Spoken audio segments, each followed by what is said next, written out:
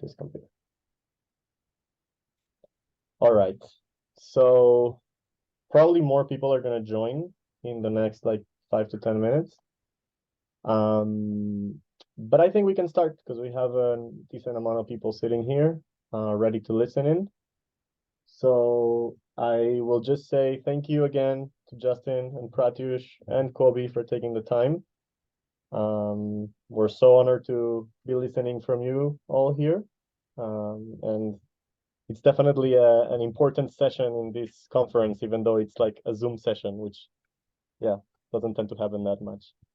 So yeah, Kobi, I'll give you the mic. Sounds good. Thank you.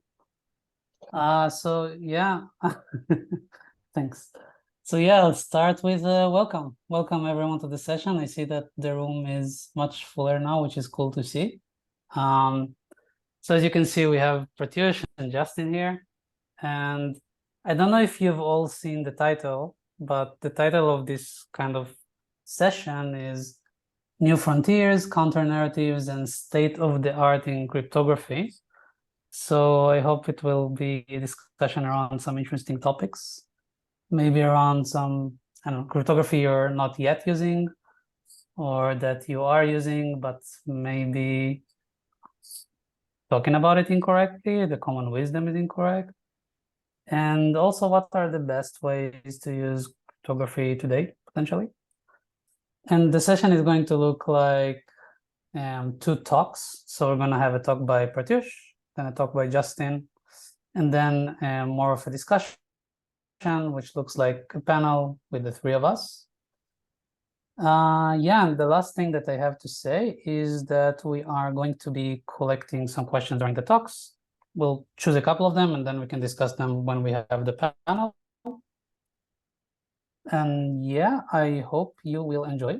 And I guess I'll hand it off a bit to the rest of you, Pratyush and Justin, to do some introductions.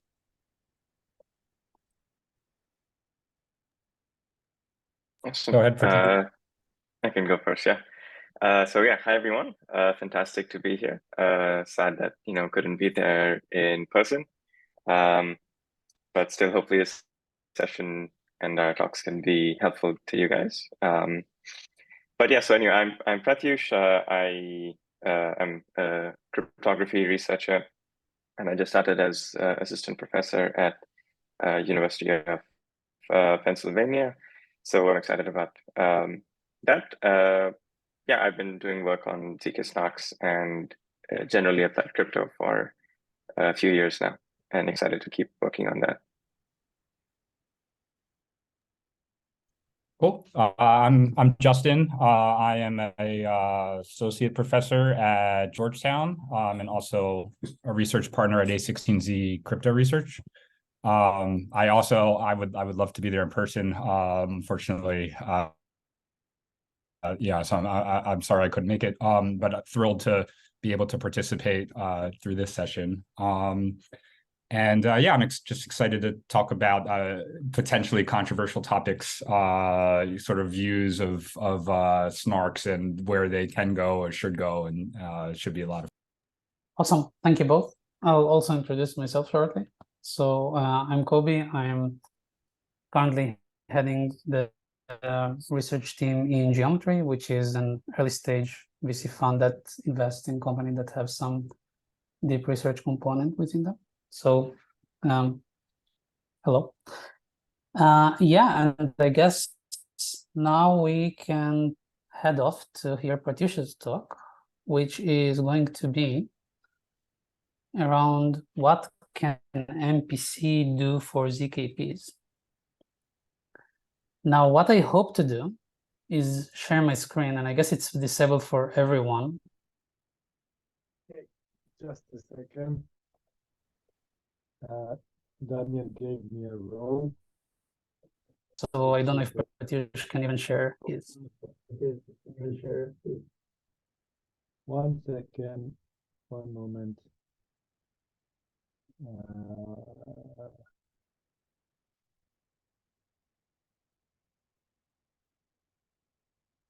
You should be okay to share. Yeah, so Pratyush, you want to start sharing your stuff? Yeah, so Pratyush, you want to start sharing your stuff?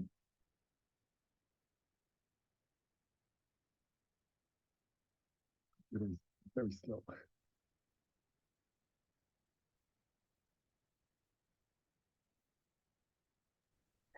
Okay, awesome. Can everybody hear me? Can everybody hear me? And see my screen? There is a bit of an echo now that we didn't have before. Maybe because I was moving around. I'll go back sitting and it will be fine. Sounds good. Sounds good. I think there's still a small, yeah, there's an echo. So Maybe myself. we want to mute the mic on your side, Daniel. Okay. And if there's any questions, feel free to unmute. So it'll be a bit more work. But anyway, so awesome. Hi everyone. Let's get things kicked off. So basically today I'm going to talk about what multi-party computation, sort of another core staple or pillar of cryptography, can do for zero-knowledge proofs from the perspective of improving privacy, improving efficiency, and maybe enabling new applications. Okay, so let's get started. Okay, so we all know what snarks are, right? That's kind of why we're here, but I'll still do a quick recap, maybe in 30 seconds. So basically, in a ZK snark, right, you have a prover and a verifier. And the prover wants to convince the verifier that some statement is true with respect to its private information. In this case, a private witness W, right? So snark allows the prover to send over a very short, to compute very quickly, and then send over a very short proof that the verifier can idly check very quickly, right? And we want two key properties here. The first is that the snark should reveal no information about the prover's private witness, so the verifier should not learn any information about W, right? And we want succinctness, which means that the proof size should be much shorter than the size of the computation, how long it actually takes to execute the computation.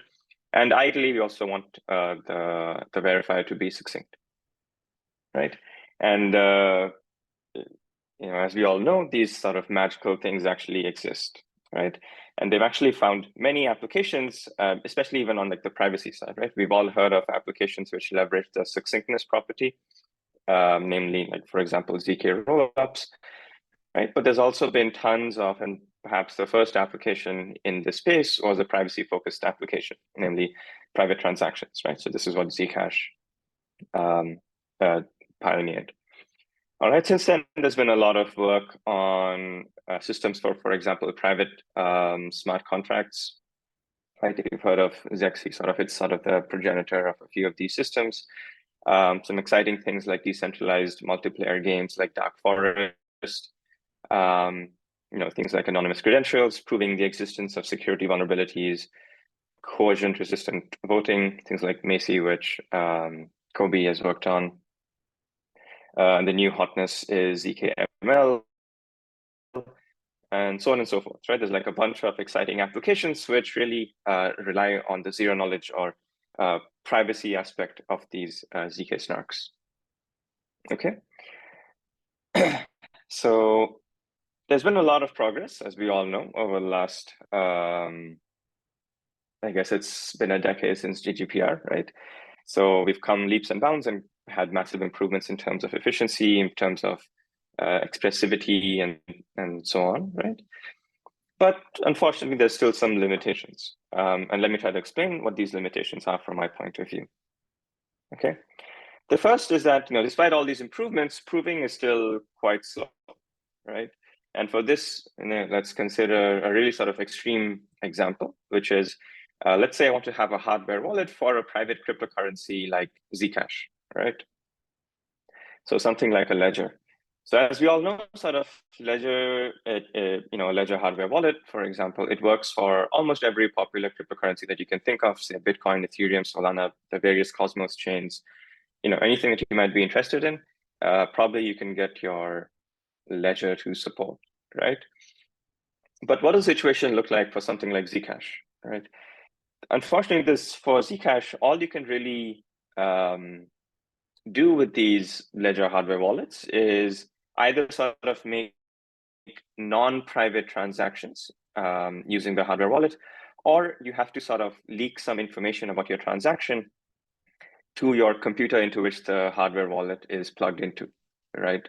You would have to leak the sender, the recipient, and so on and so forth. Essentially, the hardware wallet only does some small signing operations, and the computer generates the sort of zero knowledge proof, which is in the actual private transaction, right? So this is kind of not an ideal state of affairs. So what we want is, so there's always some privacy leakage. So what we want is a way to privately outsource proving. So the hardware wallet, it's a very, very weak device because it needs to have, a very low trust base. So we want to design a way to sort of outsource proving in a privacy preserving manner from the hardware wallet to the computer into which it's plugged in, or maybe computers, plural, right? Okay, so that's maybe a goal. A second problem is sort of that ZK snarks only work when all of the secrets that are used in the proof are sort of co-located on a single machine, right? It doesn't really work when the secrets can be split across multiple parties. And to see this, let's take a look at a ZKML-based example, right? So here there's somebody who has a model owner, who has a model. So somebody like OpenAI, they have ChatGPT. And there is a client who has some input that they would like to sort of run the model, through the model, right? So this could be, for example, you using ChatGPT. And ideally what they want is some sort of proof that, okay, this, this model was run over this input and it led to some particular output, right? So you want to have some proof of inference, for example, right? Unfortunately, right now, sort of this doesn't really work with the existing use cases because OpenAI wants to keep its ChatGPT model private, right? Because it's like a business secret. They spend a lot of compute trying to train it, right? But you, as the owner of the input who wants to use ChatGPT, you also don't want to necessarily reveal your information to OpenAI, right? Who knows what they could be doing with that data? They could be using it to train the next ChatGPT, right? And maybe that's something you don't want. So right now, sort of, there's two pieces of secret information that are split across two different parties that don't want to share the information with each other, right? So how do you generate this proof when the witness is not held with a single party? And in this case, what we want is sort of a way to generate proofs collaboratively, right? Where both parties sort of provide some secret information into the witness for the proof, all right? So the common thread across both of these wants, right, is that we want to be able to split the proving across multiple parties. In the delegation case, we want to split the proving responsibility between the delegator and the delegatee, right, the person who's actually making the proof. And in the collaborative proving case, again, sort of, we want to split the responsibility of proof generation across the various parties who hold parts of the witness. All right, okay. So what we want is some sort of protocol for like some distributed, decentralized protocol for proving the zero knowledge proof, right? And we want two goals. The first is the privacy goal, which says that if some fraction of the parties is honest, then there should be no leakage about the witness, right? And ideally, we'd like to sort of dial up this fraction all the way up to, we only assume one party is honest out of, say, 100. But maybe different application scenarios can tolerate different thresholds, right? So that's the privacy goal. And the second goal is efficiency, right? We don't want to be paying a ton of overhead compared to centralized proving for this additional convenience of having distributed proving, right? We want it to be the case that ideally distributed proving is almost as efficient or even more efficient than centralized proving. Okay, so sort of these are the two goals.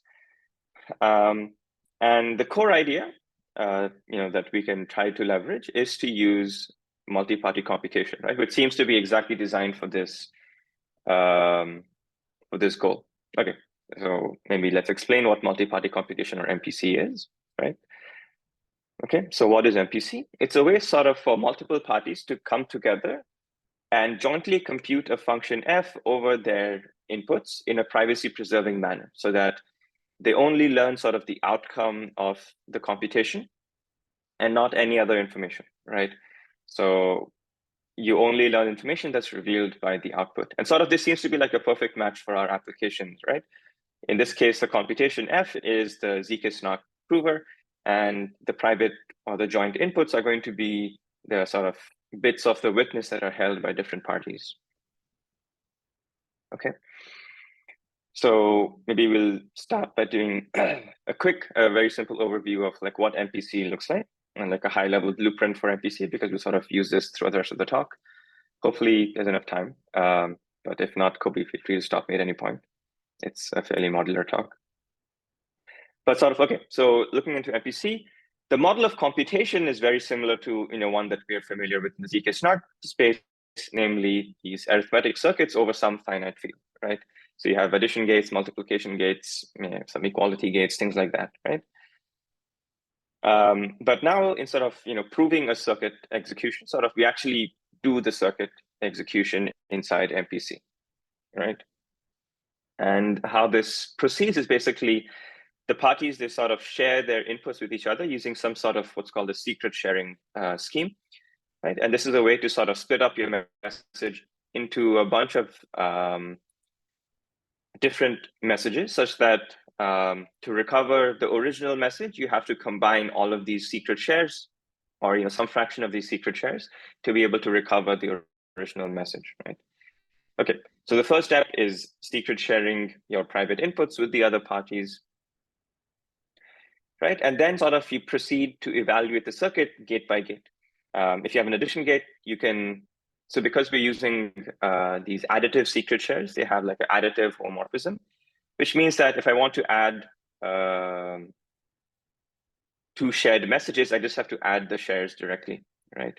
And to evaluate multiplication gates, there's a variety of methods, but unfortunately for us, all of these require some sort of interaction between the parties. So the addition is sort of completely non-interactive. You just do some local work, but multiplication requires talking to other people, to the other parties. Okay, so this is a very high-level overview. I don't expect it, to give you much insight into how these MPC schemes actually work, but it'll probably suffice, hopefully, for this talk, right? So sort of in this talk, I'll try to cover sort of, give an overview of 3 recent works, which all sort of follow the strategy of trying to design a specialized MPC for computing zk-SNARKs, right? So these 3 works in particular are collaborative zk-SNARKs by Ozdemir and Bone last year. A recent work that I was involved with, EOS, which focused on the delegation use case, and another work by folks at Berkeley and JHU called ZK-SAS, which again focus on the delegating prover setting, but it can be adapted to sort of the collaborative proving setting, like the Ozdemir-Bone paper. And the blueprint in all of these protocols is to sort of construct a specialized MPC protocol for a very optimized circuit for zk-SNARKs. Okay, so let's take a look at how this works, right? So okay, why can't we just use sort of these off-the-shelf MPC protocols to just design like a circuit for your zk-SNARK prover and just invoke an off-the-shelf MPC protocol? Well, sort of there's 2 problems. First, if you just naively translate your circuit into your SNARK prover into a circuit, right, you get a very massive circuit. So you need to, and this is for a couple of reasons, right? First is you have to support different kinds of operations. You need to support scalar field operations. You need to support group operations for your elliptic curve. You need to have support for random oracle calls, something like Poseidon in MPC, right? Which is very, very expensive. Second, there's a large number of these operations, right? These MSMs for large, circuits, they're millions to billions of, say, scalar multiplications or group operations happening in there. So we need to be able to figure out how we can support these large number of operations inside our circuit or express it efficiently, right? The second issue is that MPC itself, these existing MPC protocols are quite slow, right? So as I said, for example, multiplications require interaction. Many MPC protocols require pre-processing phase, which invokes heavy cryptography. And on top of that, malicious security tends to impose at least a 2x overhead. So if you want to have some malicious security against your parties in the other parties in the protocol, then you're going to have even larger overhead, right? And sort of both of these factors combined, the slow MPC and the large circuit, they both combine to give you a very slow, if you just try to do it off the shelf, it would give you a very slow protocol. Okay, so we would like to optimize both of these. And so what we'll start off doing is by tackling the problem of circuits, designing efficient circuits, right? So this is some background, which I'll probably just skip for the folks in this audience. But in this talk, basically, we'll focus on SNARKs, which arise from combining polynomial IOPs and PC schemes. So you can think of something like Mullen or Plonk, right? Or Spartan, or basically any of the modern generation of SNARKs. But yeah, roughly how these work is that there's a information theoretic component called the polynomial IOP and the PC scheme, which is a polynomial commitment scheme, right? And you sort of combine these, right? And so since we're focusing only on the SNARK prover, let's look at what operations it performs, right? So it has to perform these PIOP operations, which require scalar field arithmetic, right? Denoted here FR. For the polynomial commitment scheme, right, we need to perform group operations, right, which these groups are defined over a different field FQ, which does not equal FR, right? And finally, we need to have these random oracle calls, right, which even if we instantiate the random oracle with MPC-friendly hashes, this will still require, tons and tons of actual multiplications and a high multiplicative depth in your circuit. All right, so we have like all of these sort of conflicting and clashing requirements, right? So how can we work around this? So let's focus on the problem number one, which is multiple kinds of operations, right? And the solution proposed by prior work, including Ozdemir Bonet, is to sort of generalize the circuit model. So now, instead of just having field operations inside our circuit, we'll introduce new gates for doing group operations and random oracle calls also, right? So you could be doing a field addition and then like a scalar multiplication and then plugging everything into a random oracle call, right? So that's the new model. How do you actually, design a protocol for this, right? And the key idea is that additive sharing is linear, right? But it doesn't need to be linear over just the field. It can be linear sort of also over anything else which has sort of this linear structure inherently, right? So your field has a linear structure, but so does your elliptic curve group, right?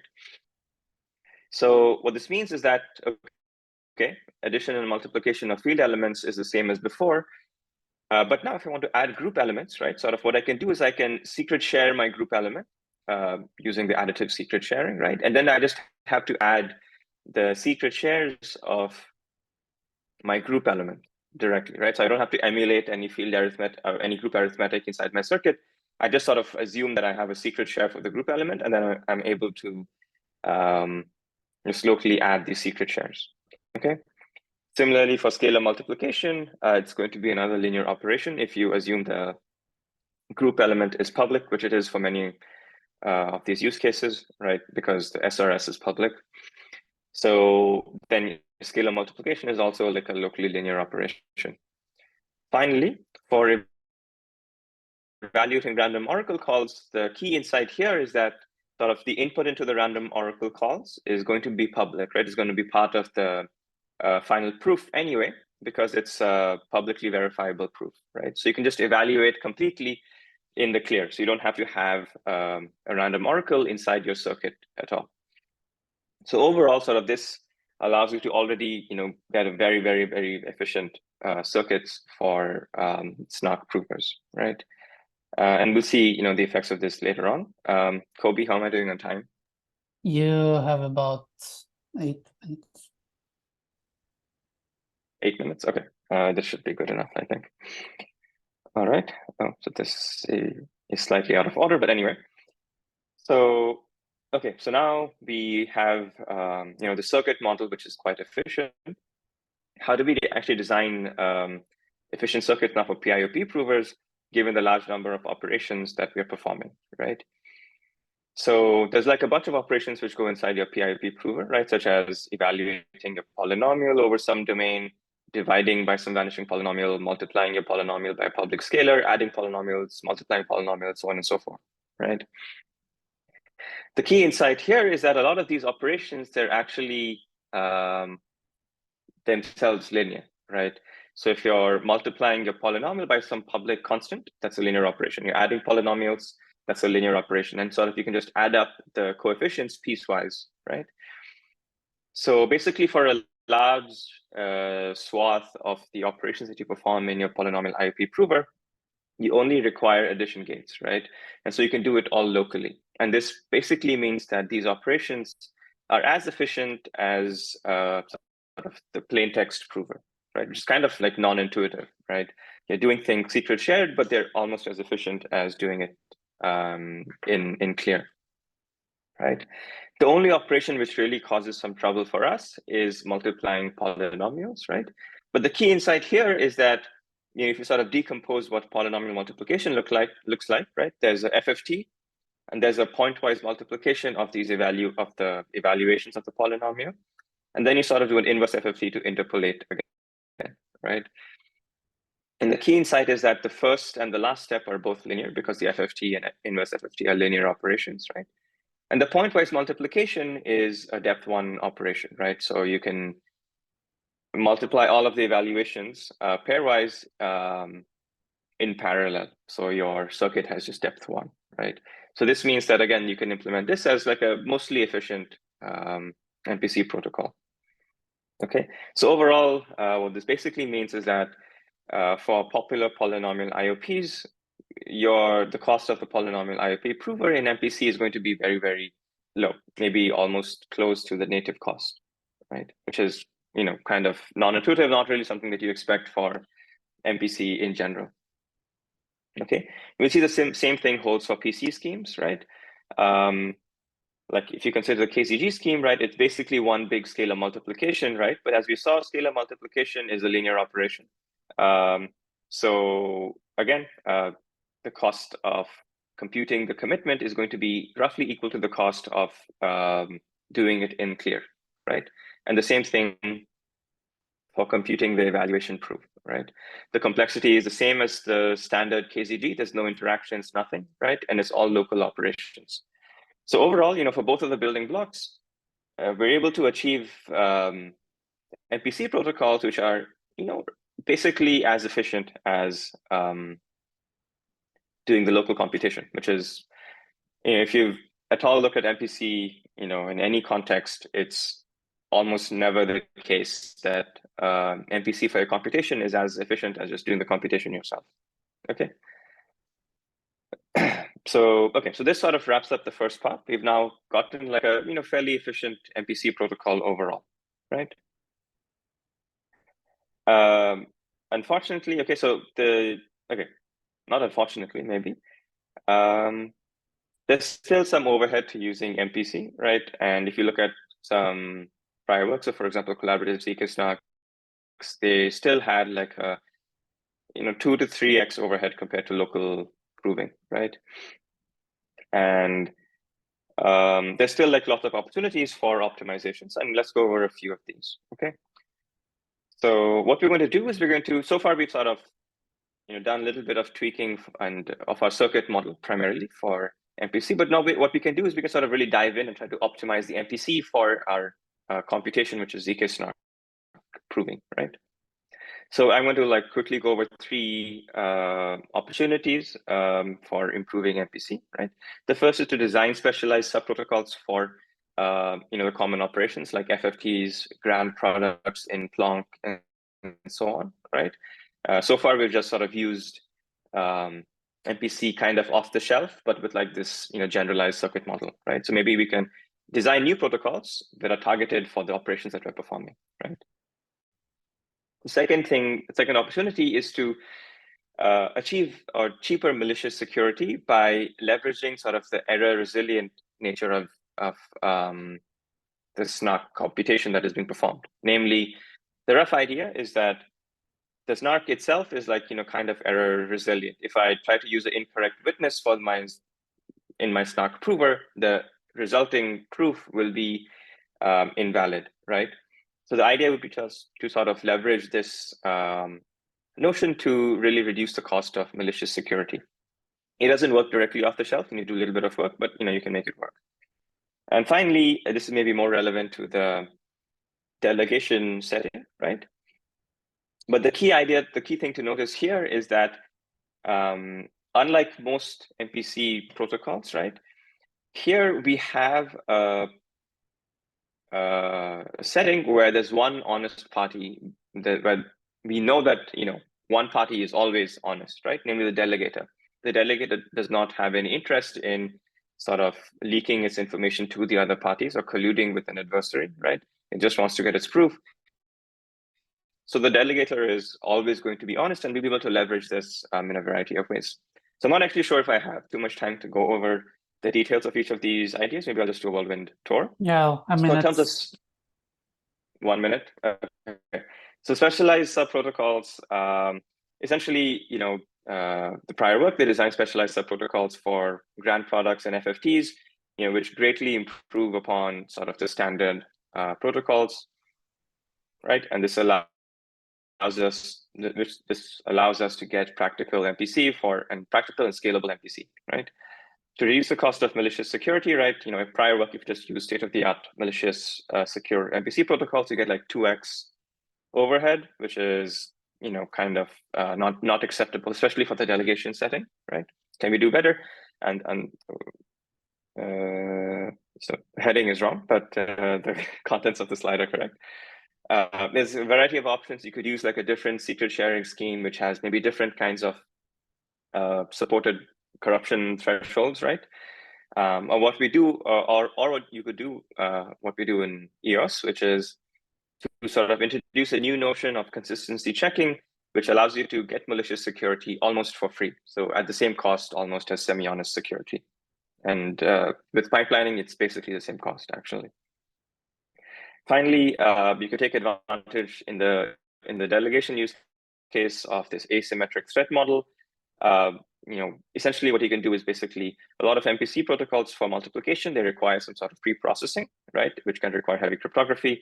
But in the delegation setting, you just have the delegator just secret share or generate the pre-processing material for the online workers, right? Okay, so I did a very whirlwind overview of that, maybe not too clear.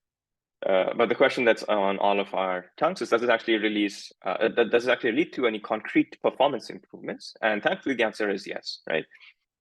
So if you look at these three works, what you'll see is that, a trend of improving performance, but already sort of in the OB22, the collaborative SNARKs paper, they were able to achieve 2x overhead for dishonest majority and 1x overhead for honest majority. In the EOS paper, sort of we improved that to, roughly 1x overhead for dishonest majority also, right? So this is, as fast as native proving, which is kind of mind-boggling.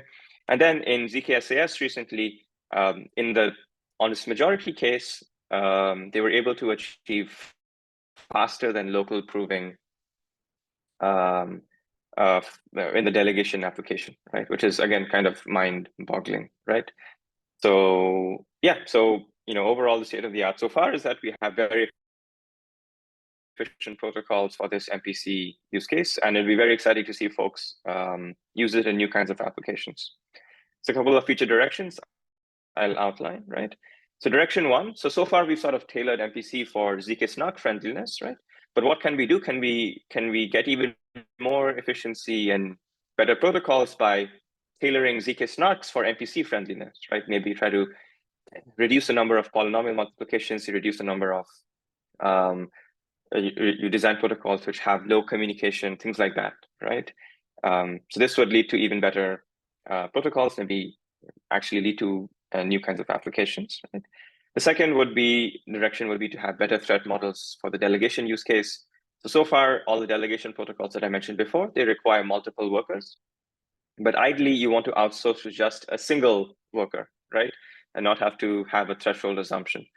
So this would be a very exciting direction. Maybe a third direction not listed on the slide is supporting post-quantum snarks, something like a Stark or a Plonky 2 or something like that, right? The existing techniques don't work at all for this setting because they leverage additive homomorphism of the polynomial commitment scheme. But Fry-based snarks, for example, they don't have any such additive homomorphism there. So maybe you have to design a new protocol, or maybe we do something with lattices. I don't know. I think it's exciting times, exciting future for this research area.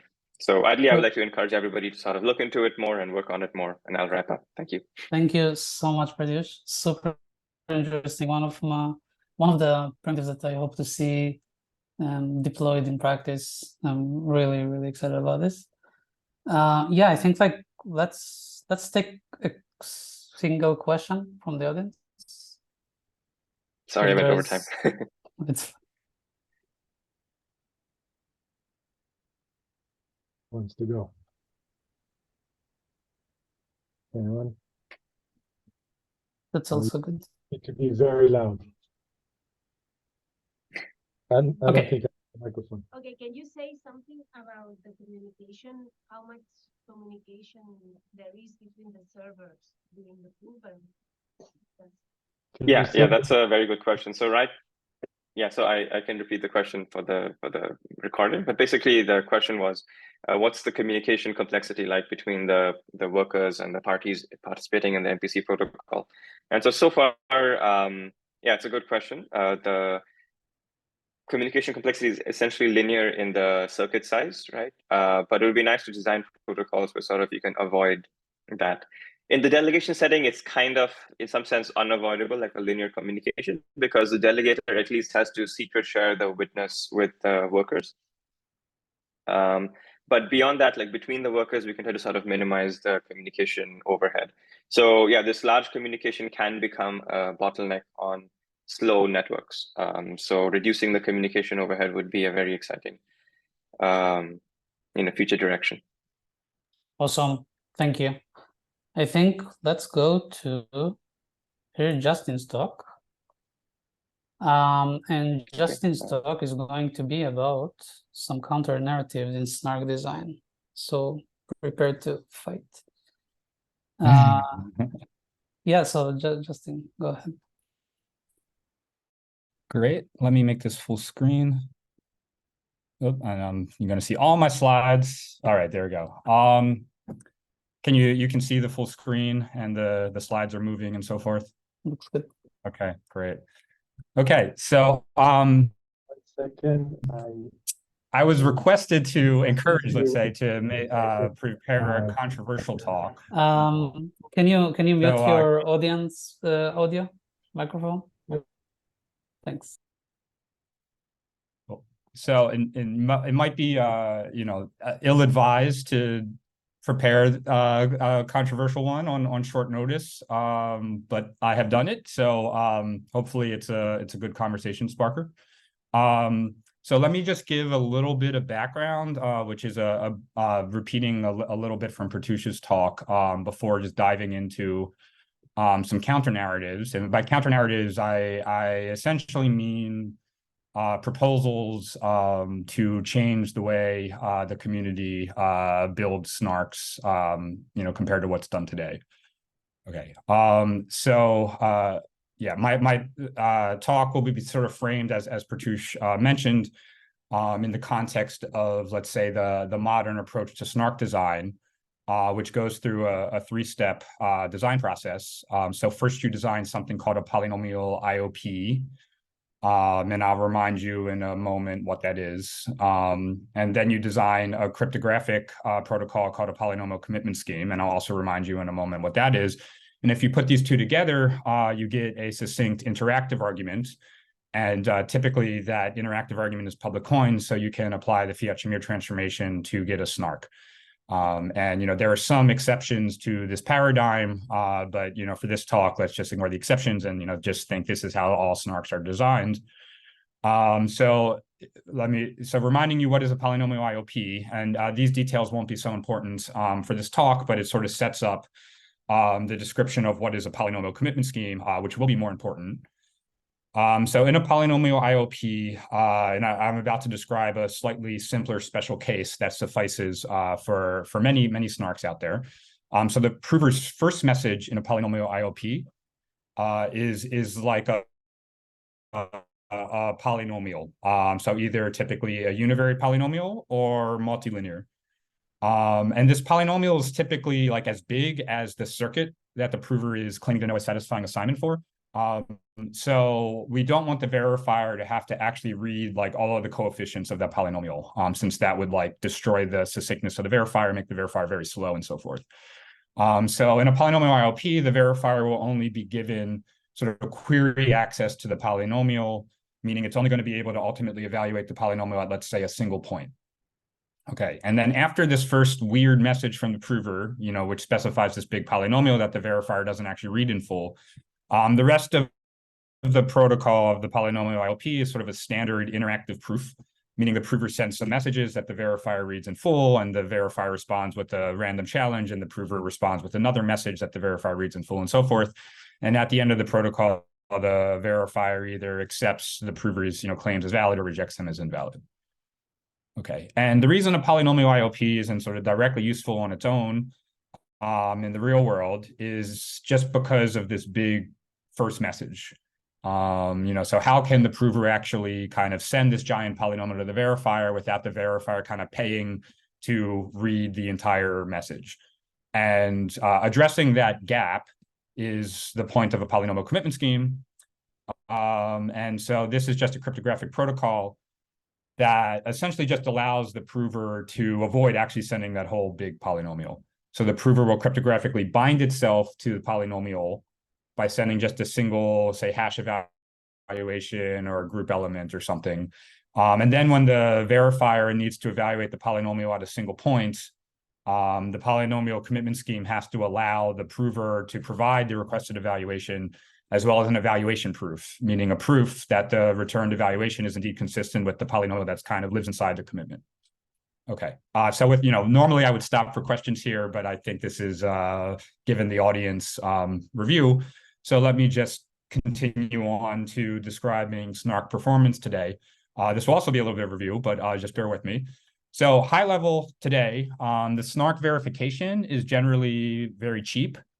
Although there is still large variation in just how cheap it is.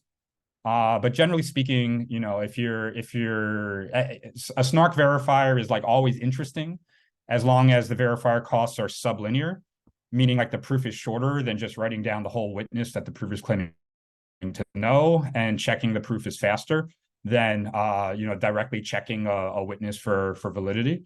And deployed snarks today, they all satisfy that property like in spades, right? So generally, I think the focus of the community, and I think the community has come around to this as well in recent years, is on proving time as a bottleneck, right? Like we have pretty powerful techniques also to reduce verification time if we have to through snark composition and so forth. So I think it really makes sense to try to get the fastest provers possible, as long as the proofs are substantially sublinear. And if the verification costs are a little higher than we'd like, we might have to work a little harder to bring them down, but the focus really should be on proving time. And I think in general, provers today are still 6 or more orders of magnitude slower than just sort of directly checking a witness with no proof of correctness. And I think the community is broadly excited, as they should be, that this 6 orders of magnitude overhead is like low enough to enable a lot of important applications. I think there's no question that something that's a million times slower than if you didn't have to prove things, it's still severely limiting what you can do with that technology. So I would like to see the scalability increase further, and I'm optimistic it will. Okay, so let's talk a little bit more about this prover performance overhead. So I conceptually think of the overhead as coming from two pieces. In practice, it can be sort of a little bit difficult to draw a completely clear line between the two pieces, but broadly speaking, I think you can think about front ends and back ends. A front end is kind of a way of taking a witness checking computer program and turning it into something like a circuit. And then a back end is like a snark that lets the prover prove it knows a satisfying assignment to the circuit. And of course, I mean circuit broadly here. So, you know, constrained systems like Air and Planckish and so forth, I'm referring to as circuits here. And high level, I think both of these, the front end and the back end, both contribute about, you know, very, very roughly 3 orders of magnitude overhead for the prover. Meaning like just evaluating the circuit can be up to 1,000 times slower than just running the witness checking program if you didn't have to like turn it into a circuit first. And then proving that the prover correctly evaluated the circuit can in turn be about 3 orders of magnitude slower than just evaluating the circuit with no proof that you evaluated it correctly. Okay, and these overheads multiply, and that's roughly where I get, you know, a factor of 1 million from. And there are various ways you can try to estimate, you know, these overheads and, you know, sanity check these numbers. But, you know, I think, you know, up to an order of magnitude here or there, this is my strong sense of how people should think about the overheads of proving today. Okay, now, where is the bottleneck coming from, like in the guts of the snark? Okay, the answer is typically from the polynomial commitment scheme. So from the fact that the prover has to commit to this big polynomial. Okay, so that involves a lot of cryptographic operations, and those are slow for the prover. Okay, now there are some snarks where there are costs from outside the polynomial commitment scheme that actually can still be a bottleneck today. My view of situations like that is it's not that those snarks have low polynomial commitment costs. It's that they have even bigger costs from outside the commitment scheme. So it's like, it's not like a better situation to have the polynomial commitment not be a bottleneck. It just means there are other costs that you really should be paying more attention to. So my focus throughout this talk is going to be about commitment costs for the prover. Okay. Now let me unpack the commitment costs like under the hood, like what the prover is doing that makes them expensive. And I'm going to be focusing on multi-exponentiation-based commitment schemes here. So this captures a lot of popular commitment schemes today, from KZG commitments to bulletproofs. And the notable exceptions are, you know, things only based on hashing like Fry and Laharo and breakdown. Yeah, so in the way these polynomial commitments commit to like the coefficients of a polynomial is via an operation called a multi-exponentiation, which I'm sure many of you have seen, but just as a reminder, okay, to commit to a vector X of field elements, which you should think of as like the coefficients or the evaluations of a polynomial, these field elements become exponents in a multiplicative cryptographic group. Okay, so the commitment to a, you know, length n vector X, okay, is to stick each X, each entry of X in the exponent of a group element. Okay, and then like apply the group operation to kind of aggregate all of those, you know, n group elements into one. That's the commitment. Okay, so, you know, if it, with additive group notation or terminology, these are called MSMs for multi-scalar multiplications. You know, it's just how you choose to refer to your group is the group operation, multiplication or addition. Okay. All right, so let's talk about how expensive computing these MSMs are, like concretely. So the naive way to compute an MSM is to just do each exponentiation independently and then aggregate the results via, you know, an application of the group operation. Okay. Now, if this is how you computed the MSM, okay, each group exponentiation would actually be up to like 400 applications of the group operation. Okay. Yeah, the key a key improvement, however, like people do not compute these MSMs naively. You know, we don't actually care about the individual result of each exponentiation. We care about a single group element that comes from aggregating the results of all the exponentiations. So there's something called Pippinger's algorithm, which does not compute its exponentiation independently. And this saves a logarithmic factor compared to the naive algorithm. Okay, now that logarithmic factor in practice is extremely important and perhaps underappreciated how important it is. It's easily like a factor of 20. Okay, so Pippinger's much more efficient than naive, NSN algorithm. Okay, now I'm going to turn to a detail that I think is much less appreciated than Pippinger's, which I think already needs a little bit more appreciation. Okay, which is what happens if the field elements being committed are small. Okay, so these field elements live in a big field, right? Any elliptic curve is defined over typically like a 256-bit field, but they can still be small. And by small, I mean they live in the set 0 up to something, where something is much, much, much smaller than the size of the field. Okay, so think of, you now, the things you're committing to, they're field elements in 0 up to, I don't know, 2 to the 20. Okay. So that means that the exponents in this multi-exponentiation are small, right? And exponentiations to small exponents can be done much faster than exponentiations to big exponents, right? Like raising something to the power 2 to the 16 is like 10 times faster than raising something to the power 2 to the 160.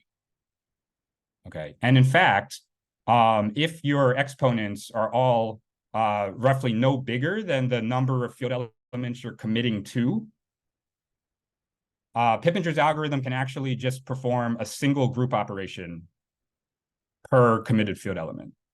Okay, they're up to low order factors, so definitely at most 2, and you can actually get pretty close to 1.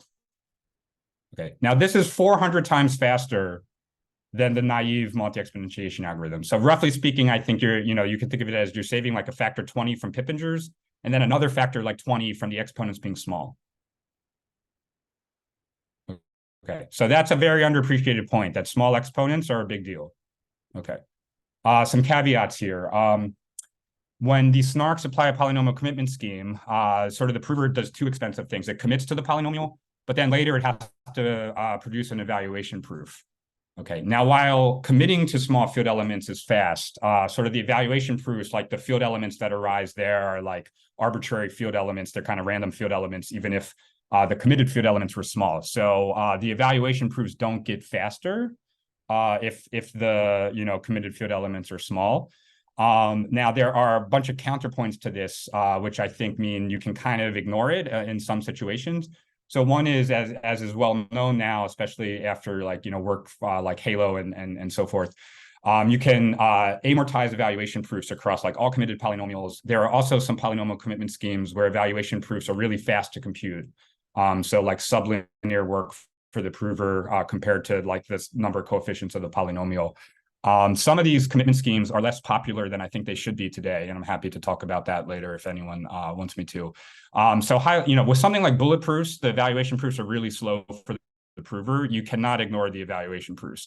But I think, broadly speaking, if you're not, specifically using like bullet proofs, I think you can sort of ignore the evaluation proofs, and for simplicity, let's ignore them moving forward for this talk.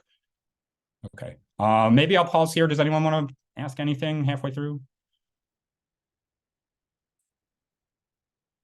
There was one question already asked in the system, which was from Michelle. Okay. Which is a counter question. Okay. Which is, what's controversial or counter narrative about all of this? Yeah, I haven't gotten to the counter narrative yet. This is all background. So great. Okay. So we'll see if I would love to get through this whole talk and have everybody say nothing you said was controversial. I would love that. But okay. All right. So the first narrative. So here's the popular narrative, and then I'll counter it. So there's this view which I encounter all the time. So definitely a widespread view. I'm not unsure about that. Okay, which is that snarks defined over large fields are wasteful. So there's kind of a big push. There's some proposals even to sort of just cut out elliptic curve based snarks, like we shouldn't use them for performance reasons. We want to work over things like the Goldilocks field or the baby bear field because field operations over small fields are fast. And this is the key to performative snarks.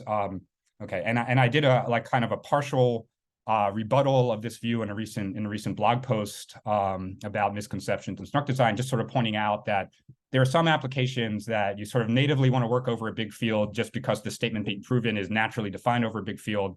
And there, that was sort of the main thing I got pushback on with that post, because a lot of important settings, particularly like ZKVM execution, is sort of not natively about big fields. It depends what the bottleneck is, right? If the bottleneck is proving knowledge of, digital signatures, that's a statement natively about big fields. But if your bottleneck is something else, just running a computer program that doesn't care about digital signatures, there's people are sort of very, very happy to work over these small fields and they think they're faster. Okay. So let me push back on this narrative more. Okay. So as I pointed out, and apparently it didn't seem controversial, but yet it's sort of directly pushing back on a popular narrative. If the prover is committing to small field elements, okay, the number of group operations the prover is doing is independent of the size of the field. Okay, so already like committing to elements of a big field is looking a lot less wasteful, right? So certainly each group operation is like, somewhat expensive because it involves arithmetic over a big field. But the number of group operations you're doing is independent of the field. And in fact, you can get down to like literally one, up to low order terms. Okay. Now this is not a very strong point today, okay, because most popular snarks force the prover to commit to like random field elements. So for example, Plonk has the prover, if you apply it to like an arithmetic circuit, the prover commits to something like 7 random field elements per gate in the circuit, even if none of the gate values themselves are big. Okay. This is going to change. So intuitively, there's no reason the prover should have to cryptographically commit to giant field elements if none of the values like arising in the computation being proven are big. Okay, this is going to change soon, so just stay tuned. But this is, I think this narrative makes a lot of sense if you're sort of limiting your view to snarks where the prover has to commit to random field elements no matter what. But that's not intrinsic, and we'll see it change soon. Okay. Just a warning, 5 minutes. Okay, sounds good. Okay, so I'll skip this slide here. All right, so let me move on to narrative 2. The way most project design snarks today, if they want to prove a big computation, they'll break it into tiny pieces. They'll kind of prove each piece separately, and they'll recursively like aggregate the proofs or something to that effect. Okay. Now, this is really important because snarks in use today have costs that actually grow very poorly with the circuit size, especially the space usage of the prover. So these popular, snarks avoiding elliptic curve operations that, I just discussed, kind of pushing back on. One downside, not just for, prover time I was pushing back on, is prover space. So like you apply like a Fry-based snark to a circuit that what I view as like really small, like, just a few million gates. And the prover will take like close to 100 gigabytes, right? So like you really just cannot handle big circuits. Okay. Moreover, like if you did try to handle big circuits and you did have like unlimited space, the FFTs that the prover has to do in these snarks would become a bottleneck. And people, today, like I think correctly, like ignore that because they just never apply the snark to a big circuit. So you never do a big FFT. That log n factor in the FFT just never becomes bottleneck. Okay. Now, the snarks I'm sort of advocating for people to not forget about and potentially even to move to, they actually exhibit economies of scale instead of diseconomies of scale. So the snarks today, they sort of exhibit diseconomies of scale. You only want to apply them small pieces. There are 2 major economies of scale. There's Pippinger speed up, which I already talked about. So there's like a log n factor speed up, and the bigger n is, the bigger that log n factor is. And then there are lookup arguments, where the way I conceptualize lookup arguments, and if you don't, you should look at something like ARIA, where it's very clear there's sort of a one-time cost that depends on the table size. And that cost gets amortized over all of the lookups. So the more lookups you do, the better you amortize that cost that's independent of the number of lookups. Okay, so you handle like a bigger computation and, monolithically in one piece, you're doing more lookups into a table, you get better amortization. Okay, there's a separate issue with breaking things up into small pieces, which is a serial bottleneck. So if you have D pieces, or let's say N pieces, the way people aggregate these is going to involve like depth log n at least aggregation, and that's sort of at least log n serial time. So that's another reason to maybe avoid breaking things into small pieces. So, today people break things in sort of the smallest pieces possible, and the main constraint is you can't go so small that eventually the overhead of recursion is too high, and like recursive proofs become more expensive for the prover than the useful work for improving like the pieces themselves without aggregation. Here's an alternative approach, which I think makes sense for the snarks I'm hoping to eventually convince people to pay more attention to, which is break things into the largest pieces possible, not the small, literally the opposite. And the constraint here is really just prover space. So the bigger the pieces, the more space the prover is going to need to sort of monolithically handle that big piece. And then you should only apply aggregation to aggregate the results of the pieces, which now were much bigger than what people are doing today. Okay, final narrative and counter narrative, and then I'm done. Key to certain snarks, such as the ones I am trying to advocate for here, is a technical primitive called a sparse polynomial commitment scheme. Conceptually, this is a polynomial commitment scheme that can commit to, say, very high degree polynomials, but where almost all the coefficients are 0. And the goal here, the challenge, is to make sure the prover time is proportional to the number of non-zero coefficients and not the degree. Okay, so this is key to something like Spartan and Marlin, whereas something like Planck kind of avoids the formalism, the full generality of a sparse polynomial commitment scheme. And I have some recent work which I've also been trying to advocate for, introducing some generalization of the kinds of circuits people use today, and observing that Spartan and Marlin kind of apply directly to these generalized circuits. And I think that the main criticism I've encountered in response to this work is the assertion that these sparse polynomial commitment schemes are expensive and you pay a price to use them. Okay, this is simply unfounded. Okay, so if you actually just look, for example, focusing on Spartan here, at the Spartan prover, and you compare it to a snark like Planck that avoids a full-fledged sparse polynomial commitment scheme, right? The Spartan prover is actually, the commitment costs are lower when you apply it, when you run Planck and Spartan on the same arithmetic circuit. And moreover, Spartan can sort of generalize to the more general circuits than Planck can handle without overheads. So just simply put, it's not the case that these sparse polynomial commitments are more expensive than techniques that avoid them. And then there are other benefits to the approach of something like Spartan, which especially come up when these circuits have repeated structure. So this is things like, the prover does not pay in its cryptographic work for any addition gates, things like that. So I'll leave it at that. I just think, the main response for why shouldn't we use something like CCS as a constraint system, or like Spartan as a snark, or say, has been, well, these sparse polynomial commitment schemes seem expensive. If you actually look at the expense, it's simply not the case. And so stay tuned for additional counter narratives, as well as additional support for the counter narratives I've asserted in this talk today. So that's everything. I'll Cool. stop there. Thank you so much. I would recommend to anyone to read the post also Justin wrote, either in the last few months or recently. It really puts out facts nicely organized in a way that allows you to actually see reality beyond marketing, which is really cool. Yeah, and maybe let's take a couple of questions. We're good on time. First of all, thank you to the three of you. Can you hear us now? Yes. Yep. All right. Do we have any questions here? To Justin or Pratyush? Dario? So my question is, why there are these misconceptions? Did you hear that? Because some things seem very, sympathetic, right?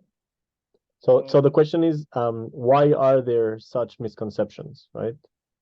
I mean, if I can add even a controversial opinion, is are they due to the fact that there is a lot of market competition? Is it due to the fact that there is a lot of market competition? Yeah, so I think there are a few things. Should I answer? Yeah, then I'll just mute because it's too echo.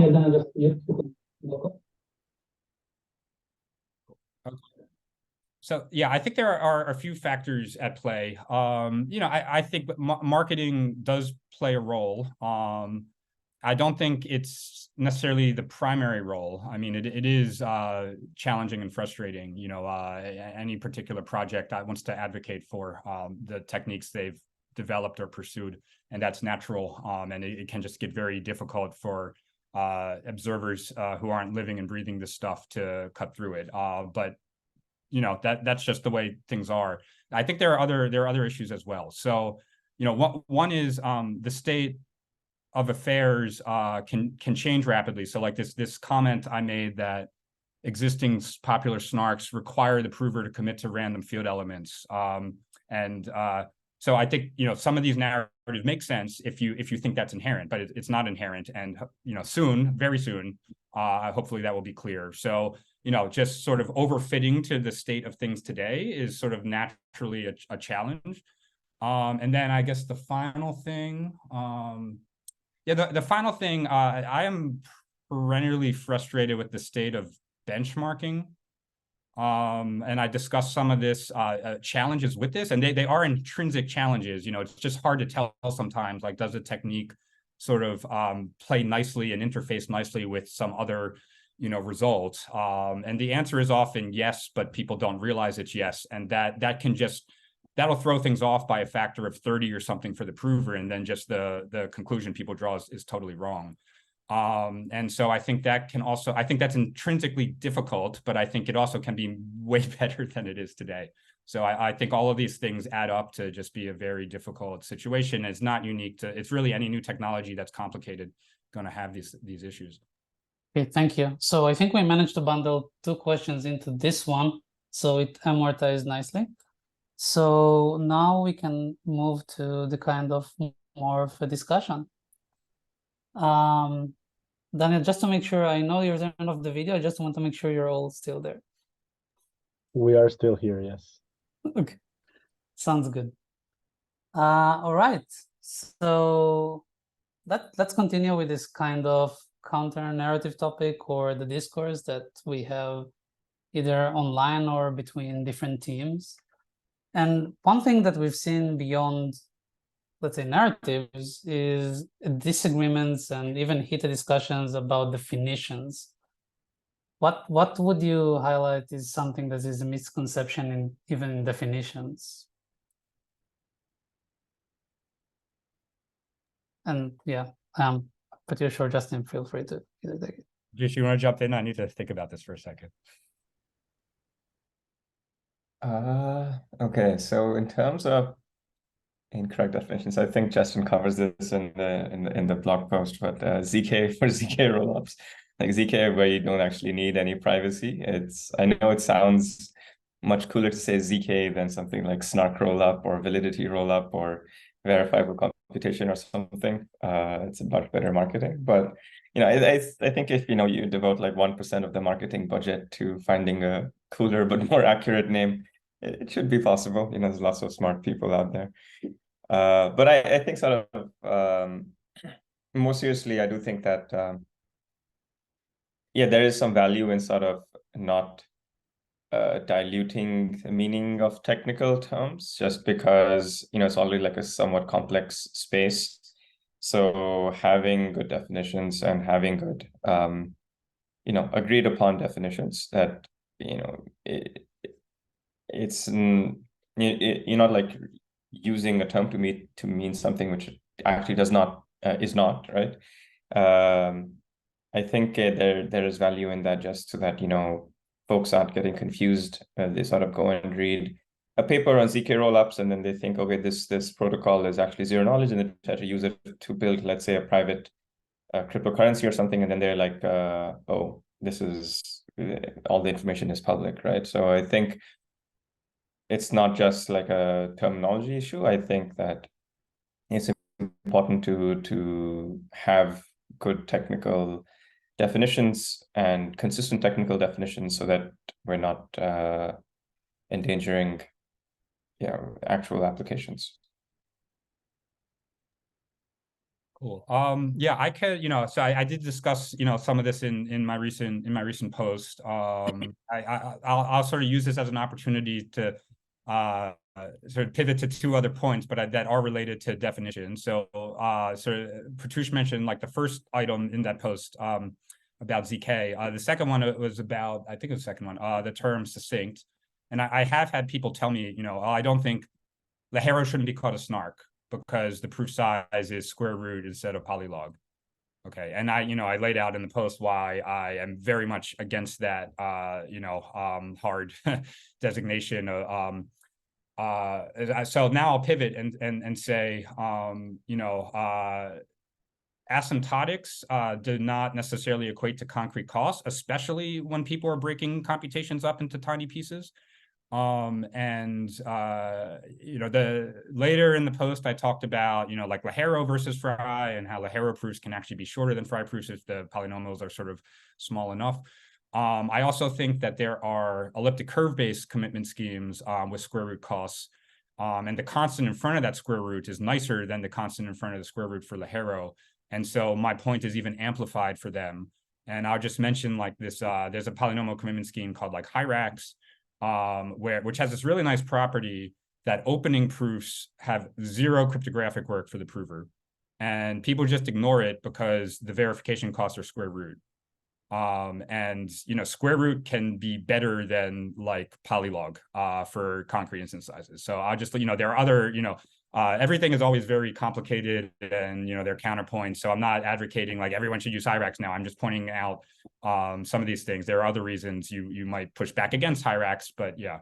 And then the final separate point I'll raise is the term bits of security is not a formal term. There is a lot of details hidden underneath the use of that term. I do not advocate for abandoning the term at all. It's just intrinsically security is a complicated notion. So there are issues like bits of security refers to how much work is required for an attacker to succeed with probability close to 1. Okay, but there's a lot of differences in terms of as the attacker invests more work, how likely is it to succeed, and so on and so forth. So I think it's just inherently a complicated topic to talk about concrete security. That is, I had this on my last slide, which I didn't verbally discuss. That is like another reason why if people become convinced that elliptic curve based techniques are not worse for performance, you potentially avoid some of the headaches of the complicated nature of concrete security issues with non-elliptic curve based snarks. So just throwing out all sorts of controversial points here to raise in response to a question barely related to it. Thank you. Awesome. So actually continuing on the topic of security, we always talk about security, but it's often a topic that is a bit nuanced. So, one single word of saying secure, or even just bits of security, doesn't really cut it. So for example, in the rollup situation, we have liveness, we have integrity, we have fraud proofs, forced transactions, things of that sort. So I was curious to hear, how would you shape the public discourse differently so that maybe a wider range of people can make sense out of these things, and like not just tied to this small word? Yeah, so I can offer 2 points to this one. Okay, so one is I think there can and should be more of a focus on simplicity and auditability. As much as I have deliberately raised the topic of concrete security because I think there needs to be a lot more awareness and discussion of it. If you ask like why are these things going to get broken in the next 20 years? By far a bigger issue is that the snarks are just buggy, whether it's the constraint systems under constrained or the snark for the constraint system is buggy. And so that is another issue where I think some of the snarks I've been advocating for are actually nicer, and this is a point where this soon to come out work I've been hinting at and not saying anything more about, I think might help. Actually, let me just stop there. So I think, yeah, auditability and simplicity, I think, a huge issue. Yeah, I agree. Definitely on the simplicity of your protocol design, of your implementation, everything. I think it's paramount. I mean, it often comes sometimes. Okay, it comes at into conflict with things like efficiency, especially when you have to go on and make all of these hyper-tailored optimizations to, let's say, your field arithmetic, and then on top of that to your constraint systems, and how that connects to your actual proof system, and like people sort of try to entangle all these, end up entangling all of these what should be separate parts of the stack together in the name of efficiency, right? And I can sympathize with that argument a little bit, but I do think that if you modularize and keep the APIs between each as clean as possible, then it makes it way easier to reason about the security of your, at least your ZKP protocol or your ZKP application, because then you can sort of abstract that. Okay, I don't need to reason about field arithmetic. It's like, some well-used library, like say Blast or Bellman or Arcworks or whatever, right? Or I don't need to reason about the proof system because it's Halo 2 and everybody's using it, for example, right? So if you do that modularization, then maybe you give up a little bit on efficiency, but I think it's almost essential for having being able to reason about the correctness and security of your protocol, both from an implementation perspective and from a writing down your security proofs perspective. I'll say a little bit more. I think one area that's sort of definitely underexplored in the space, and I guess generally in computer security, but blockchains are very blockchain folks are very excited to try out new things all the time. So I think definitely the space should invest more into formal verification based techniques at the implementation level, formally verifying your field arithmetic, to formally verifying your snarks, formally verifying your soundness and zero knowledge proofs for the snarks, formally verifying your constraint systems. I think this is all much more tractable, at least within the space of zero knowledge, because unlike other areas, there is a very strong mathematical basis for the techniques that we use, and formal verification generally tends to excel when you're doing purely mathematical reasoning. So I think this is very underexplored. I mean, hopefully, we're working on some stuff to change that, but ideally, I think it would be like a community-wide effort to invest some resources in that. Cool. Thanks. Can I add something to that? Go ahead. Briefly. Yeah, so I agree completely with everything Pratyush said. I'd like to, I guess, raise an extra nuance here regarding formal verification. And maybe I'll couch my comments in the context of sort of a specific popular approach to snark design today, sort of getting more popular, it seems, which is the ZKVM approach, sort of having a instruction set architecture and sort of compiling high-level computer programs down to like a assembly code for that ISA. And so that sort of tool chain has benefits and downsides. So naturally, I want to raise the subtle downsides. So there have been projects that have actually formally verified that sort of if you start with an assembly program for an ISA, the snark to prove the prover correctly ran that program is correct, and that's awesome. And actually, so like this was done for the Cairo virtual machine, and it seems like the paper sort of indicates like off-the-shelf tools just sort of worked, and that's awesome. Where that sort of pushes like I guess the surface space for bugs now is the compilation procedure from the high-level computer programs down to the assembly for that ISA. And my understanding is that, like having like a formally verified compiler from like a high-level programming language down to simple instruction sets is like an open question, and, maybe like, some kind of, century-long goal or something for formal verification. I don't know much about formal verification. So I just want to, raise the point that you can, modularity can make some pieces really easy to formally verify, and that's awesome. But it also might just be pushing like a surface area for bugs elsewhere, and actually making that might be a harder problem even than the original one, maybe. Thanks.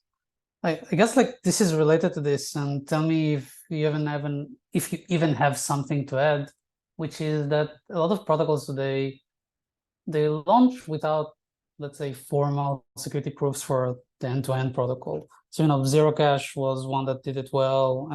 Zexy, another one that kind of had security proofs for the whole system. How practically dangerous do you think that is? Because we've talked about auditability and components and all that, but when you combine them, weird things can happen, right? Yeah, I can give a maybe slightly controversial take on this. I think that for projects which don't have any privacy component, you're probably fine not necessarily having a formal security proof, because they tend to sort of use the proof system in like a standard, straightforward way, right? And like a lot of the optimizations go into the proof system, so you should have a security proof for that 100%. But like say a ZK rollup, right? All you're doing is you have like some alternate like L2 ledger or something, and you're posting proofs of security there, right? And then you might have to argue about properties of availability and liveness and all these things, right? But like the cryptographic sophistication there is sort of mostly encapsulated within the, and this is like my view, or my perspective. I could be out of date with what's actually happening in current projects, but in contrast, something which has a privacy focus, something like Tornado Cache or something like Zcash, right? There you have you have to design the whole system with a privacy lens, right? You can't just say, okay, I'm just going to ignore this portion. You have to actually make sure, okay, what's your mechanism for discovering that some notes were sent to you, right? What's your mechanism for finding addresses of other users? What's your mechanism for doing the private transactions themselves, right? So like privacy really sort of permeates into every aspect of the protocol design. But if you don't have a privacy-focused system, then you might have perhaps fewer of those pervasive constraints, like cryptography can be more black boxed away. But I think, ideally everybody would at least have some sort of argument for why their system works and is secure. I'm a cryptographer, so I'm mostly biased towards that. But I think people can, depending on how they use it, can get away without it. Yeah, so the one issue I would raise, and I agree with these sentiments in general. I typically like Pratyush, even more narrowly than Pratyush, I sort of just work on like snark design, and how they get used is not my main focus. And so that not the best person to necessarily comment on this question, but there is an issue that's probably underappreciated. Fortunately, it's getting much more appreciation now. Even in the non-privacy aspects of snark design, which is malleability, simulation extractability sort of stuff. And the recent paper on Nova and sort of malleability of that is a great example.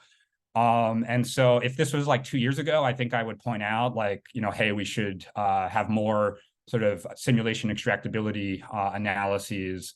Now there's a bunch of them, so I think that's great. So I'll just sort of mention like, people should be aware that, if you use like folding schemes and you don't wrap them in a snark at the very end, the sort of monolithic snark, you have to be aware of malleability issues, which, in sort of a completely single shot setting, like don't necessarily make sense, but like in a system absolutely do, where multiple things are getting proved and so forth. So that's the one subtlety I'll raise. Maybe continued attention needs to make sure we apply it. Awesome. Yeah, that's really cool. And that raises an interesting, sorry, just one question. That raises an interesting question, and that like sort of simulation extractability was defined when you have simulation happening, right? And there's actually zero knowledge. But in like a ZK rollup, there's not really any simulation, but the proof is succinct, right? So it's like kind of hiding. So there's like maybe like an intermediate. I don't know. This is maybe a new research direction, but something to think about there. Interesting. Okay, cool. Okay, let's talk a bit about the engineering perspective. So I think this is also something that Justin, you mentioned in your talk, but basically the landscape of proving system arithmetization becoming very complex. Plonk, KZG, Fry, breakdown, whatever, we have a lot of this today.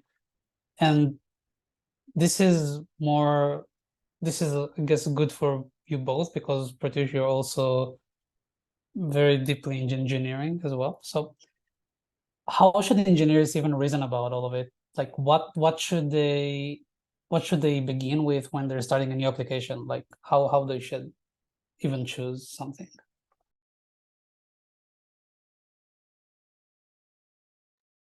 Yeah, so Okay. Pratyush, you want to go ahead? No, go ahead. Okay. So I think there are two aspects to this. One is like what's up with the tooling today, and the other is like what's inherent or what's going to be the case with the tooling of the future, right? And I think the tooling today is much less sort of modular and plug and play than it could be. So I'll sort of leave it there.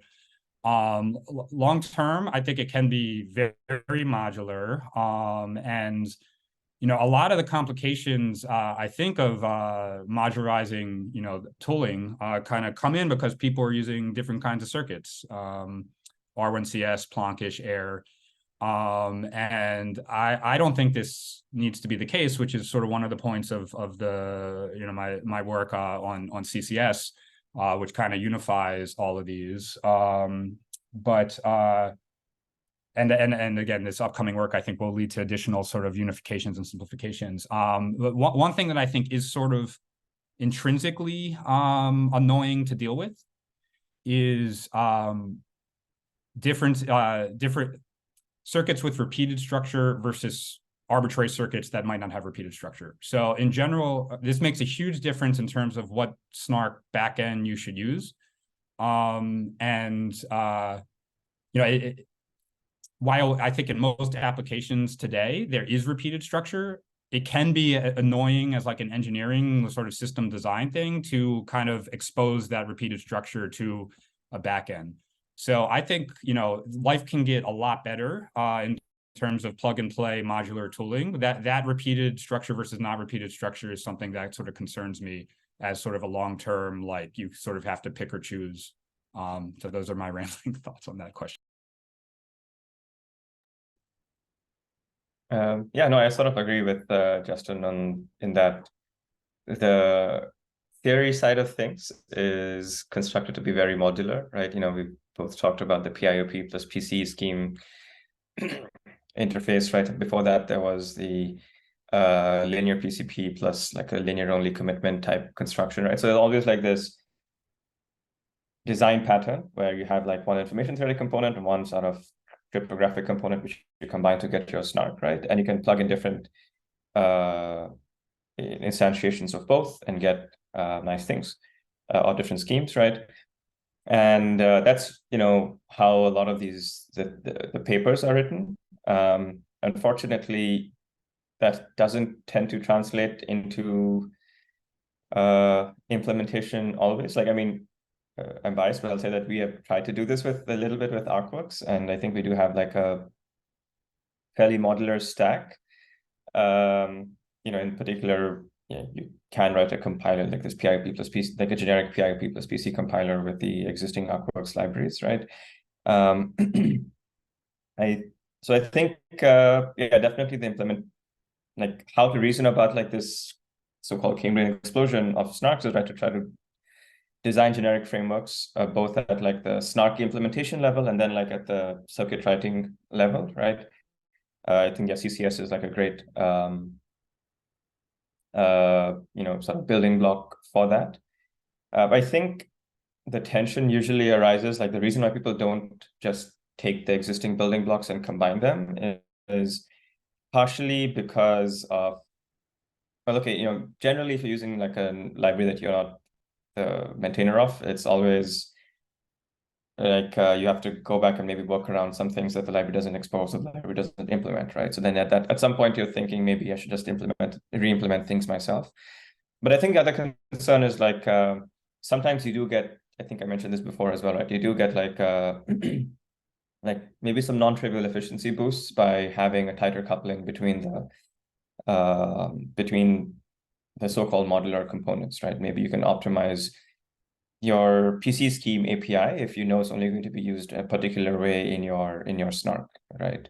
Like for example, in the ArcWorks API, we have like a very generic PC scheme API, which is probably too overwrought. Like for most applications, you don't need all of those, various knobs to turn, right? But certain applications require them, so you have to put them in the generic library. But if you had like a non-generic library, you could just avoid it, right? Similarly, in ArcWorks, the polycommit library, we try to be very generic over, different kinds of polynomial commitment schemes. But, there might be like some, and this like leads to some complications in the API again. But even if you design the generic compiler using this API, there's still like some trade-offs you might make on the PIOP side, which come from the fact that you're going to be using a particular concrete PC scheme. Like, so for example, if using a Fry-based PC scheme, then your proofs is already going to be large. So you might think, okay, I'm just going to have like a ton of columns and speed up my proving time that way, right? So like, and this is not something that you would completely avoid in like the KZG based setting, right? So there's like this yet another knob that you would need to introduce in your generic API to account for this flexibility. So I think the way forward is to try to be as modular as possible, but that needs to be balanced with ergonomics and efficiency. I think we're still a very early field, so we're going to sort of eventually reach like a good optimal, maybe not optimal, but like a good enough point. But I think that's what we should be striving for, trying to like maximize interoperability and modularity allow from the engineering perspective to have like a clean, auditable, understandable, efficient implementation. Okay, thank you. And this is another question from the audience, and it's related to what you talked about in your talk, Justin, which is that there's a bunch of techniques that maybe will diminish cost for snarks, committing to small field elements, and cheap sparse polynomial commitments inspired on. And the question is, I guess, related to the last question is, how many of this is actually implemented today, or is this just ideas?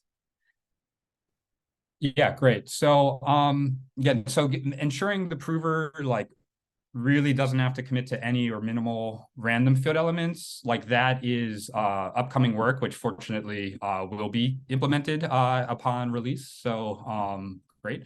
The sparse polynomial commitment schemes, that it's in the Spartan code base today. It's called like Spark. And it's not sort of presented as a general sparse polynomial, sort of tailored to its application in Spartan a bit. So the short version is, 2 weeks from now, they should just be out there in full generality is the short version. Okay, cool. Thanks. All right. So if we're getting back to the engineers again, so what you both have also been focusing on education in both of your fronts, like you have very good positions to do that, and Justin, you also have this book that you're running these study groups on, and people really learn very deeply about all of these different cryptographic primitives. And are engineers learning enough to build safe systems, or are they shooting in the dark? What do you think? Yeah, so I think there are definite major gaps in the educational resources out there yet to be filled. I think one of them is like a experienced engineer who's not already, deep background in like cryptography and so forth. I think there could be better resources for people with that background. I think the like my book is a struggle still, and it's a struggle that can be surmounted, but it's like it could be definitely easier. I think that some of the major foot guns are low-hanging fruit. So weak fiat shamir, malleability attacks. These are major foot guns. I'll mention another one is like kind of parallel repetition combined with fiat shamir. That is a foot gun that's somebody's gonna blow off their foot at some point. So I think there's a lot of mileage just by pointing out the major pitfalls, low-hanging fruit kind of thing, and then there's a lot more room just to make life vastly easier for somebody who wants to get into the right level of detail in the space. Yeah, I very much sort of agree with Justin. I think we've sort of come a long way from the Zcash launch era where snarks were moon math. I think now people sort of after a lot of effort from a lot of folks, they sort of view them as just understandable object that you can reason about. You just need to, know basically modular arithmetic, and essentially can pick up the rest, with maybe a couple, at most I say half a year of training, right? You can at least start understanding how the schemes are constructed, why design choices are made, right? But going from understanding how a scheme works to sort of designing a scheme, I think is still somewhat difficult for folks, and I think that does require like some more formal cryptographic training. I think so. Yeah, I think right now, I think okay. So I guess taking the step from understanding how the scheme works to being able to like design and prove secure your scheme, I think there's a little bit of a gap there in terms of the available material. In the sense that there's like generic cryptography courses which will teach you how to write security proofs right from scratch. But if you're just looking for to work on snark proofs, then maybe those are not ideal, right? You want something more tailored to your experience and your goals. So that's like maybe a smaller slice of the pie. I think a larger maybe area which is still missing is connecting the theory to practice part, right? And there's been like a lot of effort and sort of, say you follow along with, say, Justin's book and you try to implement some of the protocols along the way, right? But it's still kind of ad hoc, right? And what would be really nice is to have like a book where, or like some course or something where you say you're going to pick, say, a polynomial IOP and a KCG scheme or something like that, right? And sort of implement it from scratch, and you follow along the theory and the polynomial IOP side to side, and you sort of explain the decisions of, okay, this is why, we have these FFT friendly fields, and basically like trying to explain the details of what goes into like a semi-optimized implementation, so that, people can go from theory to practice or practice to theory and sort of connect the two. I think people nowadays are often like experts in one or the other, and there's like a few folks who are like well versed in both, but ideally we'd like to increase the number of people who can be in this intersection, and I think that kind of resource is somewhat missing right now. Okay, awesome, thank you. All right, so we are out of time, so thanks Pratyush and Justin for the two interesting talks, and thanks for all the interesting answers and fun discussion. And I hope everyone in the invisible audience enjoyed it. Thank you so much. It's been a proud. Daniel, you want to say something? Can you hear us? Yes. Okay, yeah, we were applauding. Oh, okay. We couldn't hear it, but we could imagine it. So thank you very much. Yeah, so I'm gonna first stop the recording.